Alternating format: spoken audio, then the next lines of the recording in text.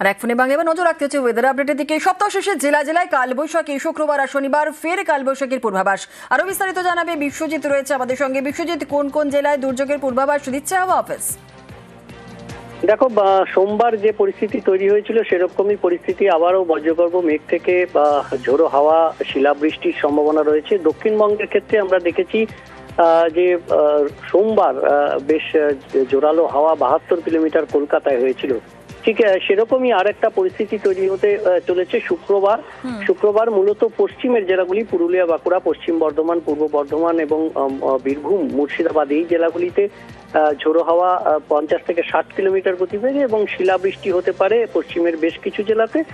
সেই পরিস্থিতি তৈরি হবে এবং তার সঙ্গে বজ্রবিদ্যুৎ সহ বৃষ্টি, বজ্রপাতের আশঙ্কা থাকবে। শনিবারেও এই পরিস্থিতি থাকবে এবং শনিবারে আরো বেশ কিছু জেলা অর্থাৎ হুগলি, উত্তর 24 পরগনা, হাওড়ার মতো জেলাগুলিতেও এই ঝড়ের দাপট এবং বজ্রবিদ্যুৎ সহ বৃষ্টি সম্ভাবনা রয়েছে। অর্থাৎ কালবৈশাখীর মতো পরিস্থিতি তৈরি হতে পারে আগামী শুক্রবার এবং শনিবার, সেই আবহাওয়া পূর্বাভাসই দিচ্ছে আলিপুর আবহাওয়া দপ্তর। একেবারে এর পাশাপাশি উত্তরবঙ্গের দিকে নজর রাখি। উত্তরবঙ্গে আজও ঝড় বৃষ্টির পূর্বাভাস রয়েছে। উপরের 5 জেলায় প্রবল ঝড় বৃষ্টির সম্ভাবনা রয়েছে।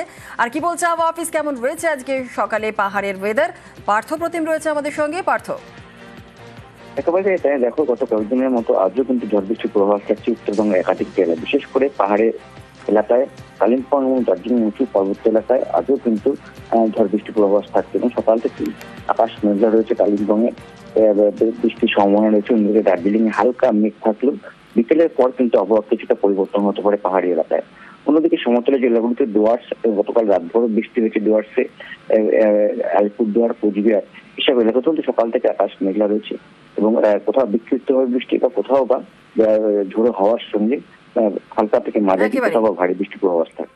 বেশ, একেবারে অনেকে ধন্যবাদ পার্থ। আর কালবৈশাখী এবছরের প্রথম কালবৈশাখী, আর এই কালবৈশাখী ঝড়ের তাণ্ডবে কিন্তু লন্ডভন্ড উত্তরবঙ্গের একাধিক জায়গায় কোথাও উড়ে গেছে বাড়ির চাল, আর কোথাও কিন্তু উপড়ে গেছে বড় বড় গাছ। আর পাশাপাশি দক্ষিণবঙ্গেও কিন্তু একাধিক জায়গা ক্ষতিগ্রস্ত হয়েছে।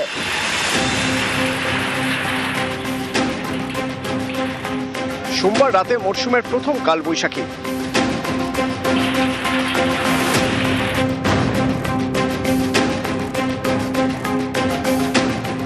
কালবৈশাখীতে উড়ে গিয়েছে বাড়ির চাল, ঝড়ের ধাক্কায় উপড়ে গিয়েছে একাধিক গাছ। কোথাও বাড়ির উপরে গাছ, কোথাও আবার রাস্তায়। এই ছবি শিলিগুড়ি ফুলবাড়ি এলাকার।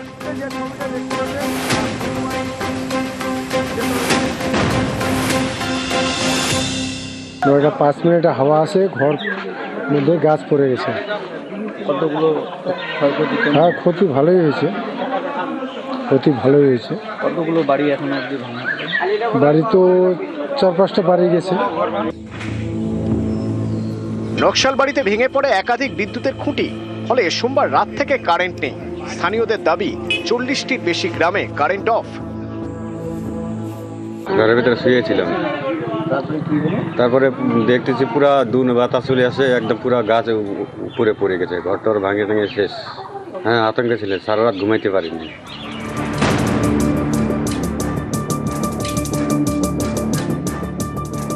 কালবৈশাখীর তাণ্ডব শহর শিলিগুড়িতেও এখানকার কয়েকটি ওয়ার্ডে উপড়ে পড়েছে গাছ। অল্পের জন্য রক্ষা পান এক দোকানদার। ঝড় বৃষ্টিতে ক্ষতিগ্রস্ত একাধিক দোকান, বাড়ি, ভেঙে যায় একাধিক ইলেকট্রিকের খুঁটি। অনেকগুলো জায়গাতে হয়েছে ক্ষতি, এখানেও একেবারে গলির মধ্যে আর মেন রাস্তায় হয়েছে। পানের দোকানটা অল্পের জন্য বেঁচে গেছে। ওরা 8-এর কাউন্সিলরের একটু শরীর খারাপ আছে, আমি তার সাথে ফোনে কথা বলেছি।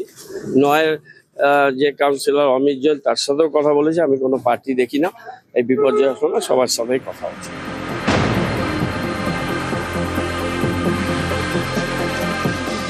রাস্তার পাশেই দাঁড়িয়েছিল গাড়ি, হঠাৎ কালবৈশাখী, বড় গাছ উপড়ে গিয়ে পড়ে গাড়ির মাথায়।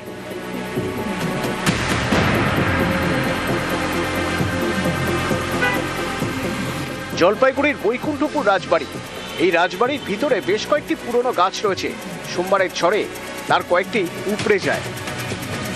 প্রত্যেকদিন স্নান করতে আসি আর এখানে সকালে মর্নিং ওয়াকে আসি, এবং কালকে যে ঝড় হয়েছে প্রচণ্ড পরিমাণে, রাত্রে 10টা নাগাদ সেই ঝড়ে ব্যাপক ক্ষয়ক্ষতি হয়েছে। সঙ্গে আমাদের রাজবাড়িরও এই বহু পুরনো গাছটা সেটা ভেঙে পড়ে গেছে পুকুরে। এই গাছ প্রচুর পুরনো।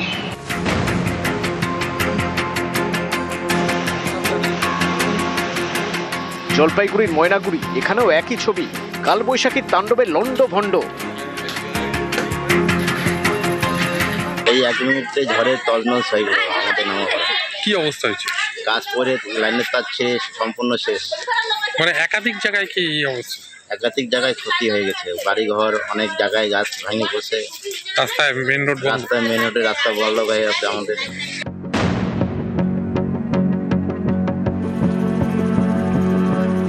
দক্ষিণ 24 পরগনার ক্যানিং মহকুমা হাসপাতাল, ঝড়ের দাপটে উড়ে যায় এই হাসপাতালের একপাশে টিনের চাল। বহু জোরে স্পিড ছিল, গতি ছিল ঝড়ের, আর ক্ষতিমতি হয়েছে মানুষের সবার। 3 মিনিট উড়ে গেছে, 2টো গেট ভেঙে গেছে, কদলার যে গেট ভেঙে গেছে। আশপাশে সব হয়েছে, অন্ধকারে বোঝা যাচ্ছে না। হ্যাঁ, প্রচুর ক্ষতি হয়েছে, ঝড় গতিতে ছিল।